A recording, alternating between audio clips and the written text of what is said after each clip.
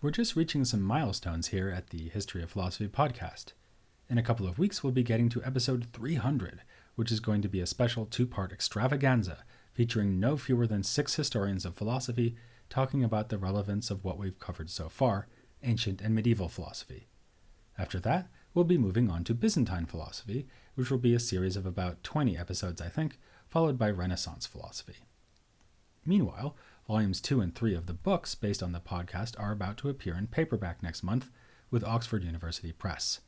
These cover Hellenistic and Roman philosophy and philosophy in the Islamic world. Available wherever good books are sold, which, thanks to the internet, now means pretty much everywhere, but do support your local bookstore, if you have one.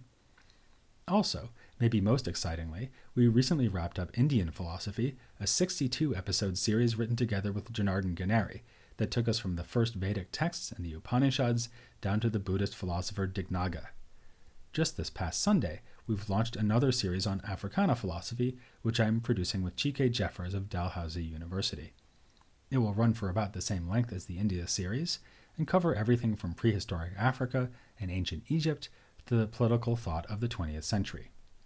All these episodes will be available on the website at historyofphilosophy.net.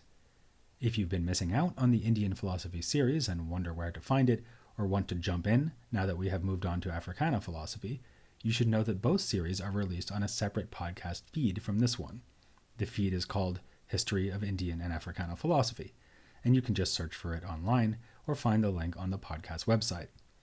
The Africana episodes will be released in alternating weeks with the Byzantine and then the Renaissance episodes, just as we've been alternating between medieval and India for a couple of years. Eventually, I hope to expand to another series on Chinese philosophy or possibly East Asian philosophy in general, which would be on that same podcast feed, but that would be a ways off still, of course. And finally, a word about all this from my non-existent sister.